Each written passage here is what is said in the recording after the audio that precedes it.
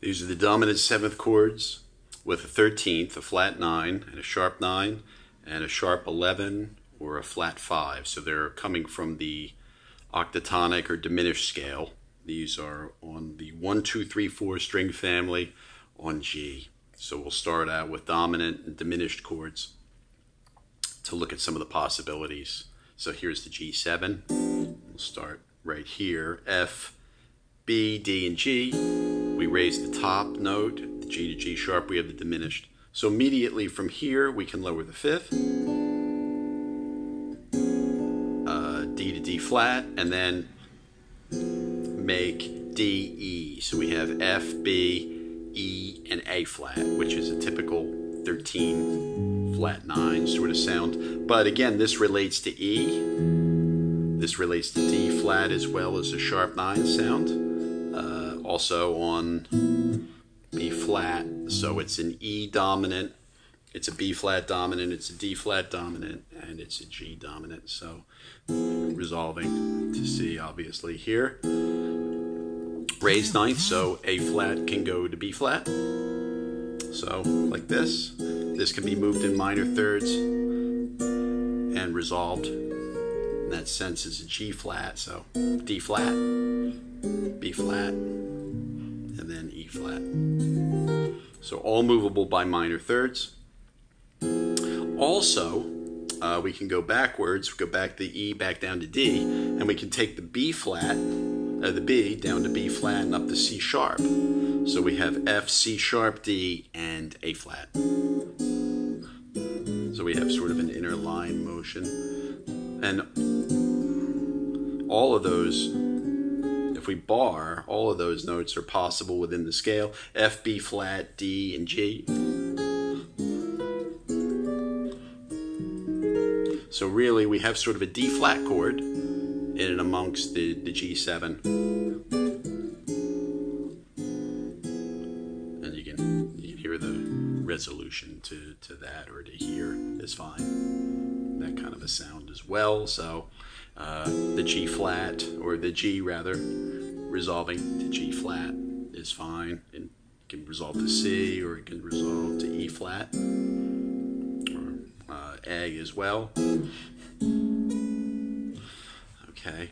Going further, if we take the original chord, the diminished, and now we start to move the other elements, so we can reverse and look at the diminished on the bottom, G sharp, B, D, and G. So this is a G sharp diminished major 7, and again movable. It's actually an elaboration on the diminished, the full diminished, like this, and resolving to E flat. So that could be, it could be E as well. So we can now, from that, if we treat that as an E7 sharp 9, it'll resolve obviously to the A. But we can look at the inner voices on that too. So from B, it can go to C sharp. So we can do G sharp, C sharp, D, and G. We can hear that.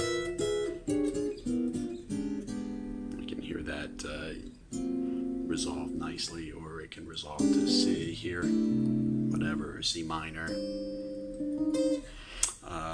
Going further with this, we can now take the D to F. So now we have the triads, which we'll start to look at. We have a B flat with a G on top, so we start to look at the minor 7ths. So that's a G minor 7. We keep the G on top. We have a D flat triad. So A flat, D flat, and F with a G on top.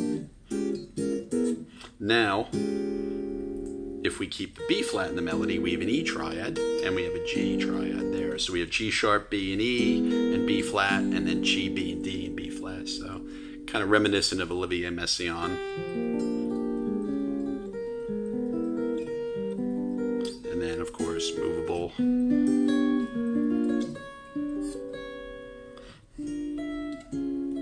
we can jump off at the G flat or wherever we want to.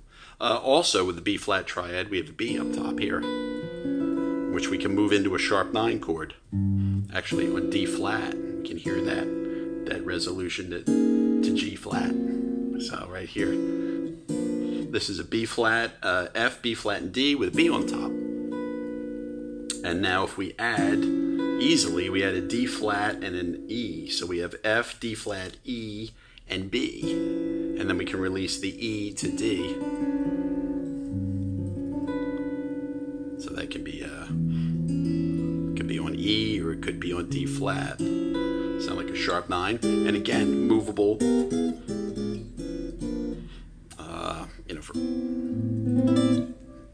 That's a movable form as well. Also, just on a basic level, speaking of this and going back to the original dominant 7, since we have our cycle of thirds on dominant 7s, G, B flat, D flat, and E, simply moving. Here's the G dominant 7, F, B, D, and G. And if we just move our finger to make it a B flat 7, F, B flat, D, and A flat. That's an easy one. And again, that sort of relates to this, that earlier one.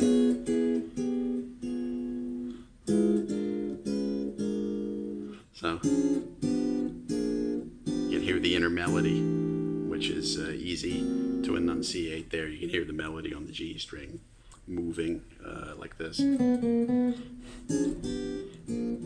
That kind of an idea. Any of the movable forms, like I said, there are bars available that are really nice. With additional triad possibilities, you've got a G chord. I'll go to the G chord here and put a C sharp in the bass.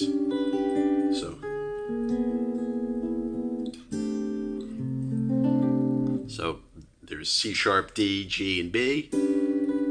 And then, of course, move it by a minor third. You get a B, flat, B, E, and G sharp, which can resolve easily to an A is fine. So we can hear that. So we have that.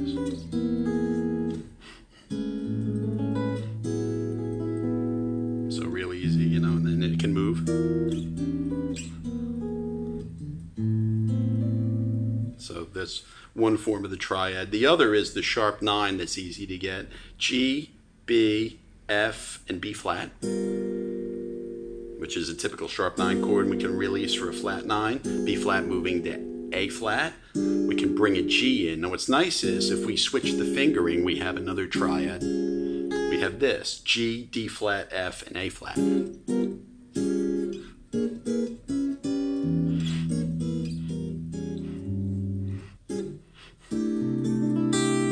So that's a really nice one because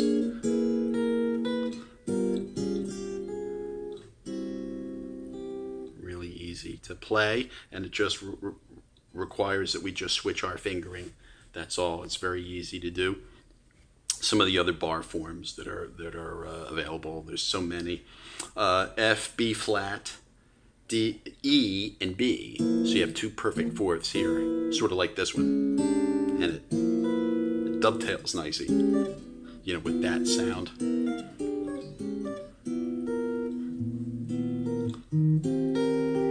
That's this.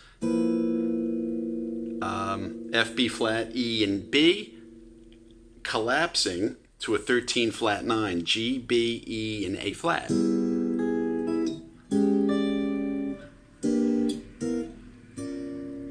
That's a nice sound as well. That works really well. So and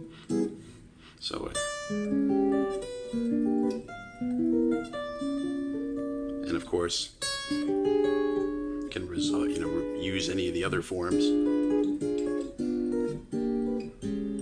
So there's a lot of freedom involved here. Also, with this chord, the diminished major 7, if we take the D to E, that's a common. So that's an E triad with a sharp 9, G sharp, B, and E, and G. Can go down to the F, so that's common.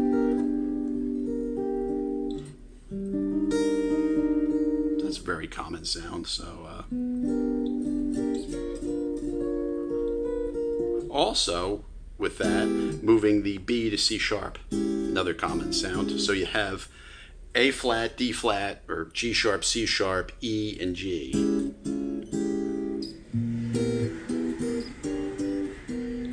And that's related to this.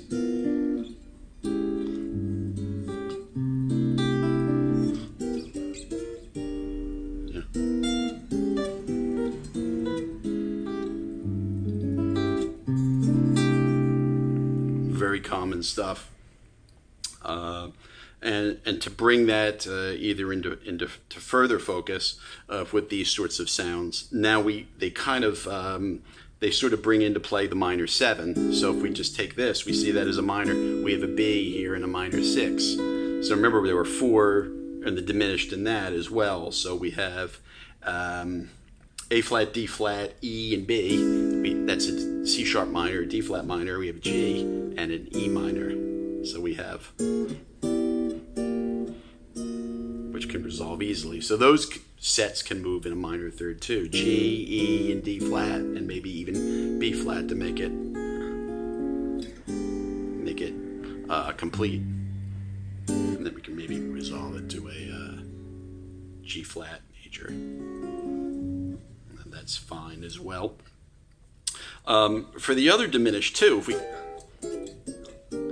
we have these sorts of things. This is the, we're going to go back up G sharp, B, E, and G. Remember, these minors are in it, so we can, to make it sound like a locked hands. So we have and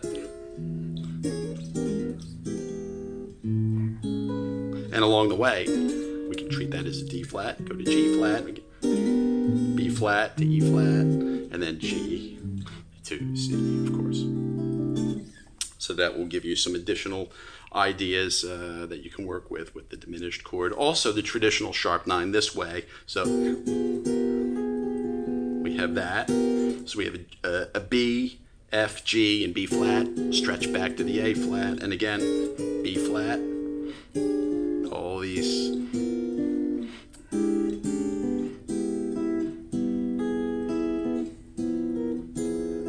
So many options for that family and for those sorts of ideas. Of course, don't leave out any of the mixing and the inner voice motion of these things. For instance, there are some mirrors that are interesting. Just as one brief example, this is put it on G. This is B, F, B flat, and D. Now, if we voice exchange, the B and the B flat exchange, we have B flat, F, B, and D, expanding into B, F, B flat, and D, moving to D flat, F, B flat, and D, and then moving to another mirror or voice exchange, D, F, B flat, and D flat. So you have, you can hear the bottom voice go. Yeah. And of course that's movable. G, started on G, started on then E for the resolution. So there are some additional movements that can work there. Also, one more, which is this chord, the A flat, D flat, D, and G. Move the top voice. So move B to B flat.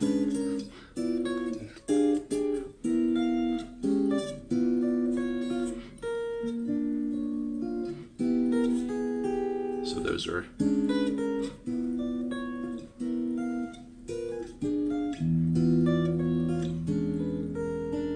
and resolve to A, or what's interesting is if you use it on G, you can resolve the chord form up a semitone. It's G there. It's a G altered dominant, and if you move it up a semitone, it's a C minor 6/9. So those are some basic ideas for the diminished scale or octatonic scale, 1, 2, 3, 4 string family on G.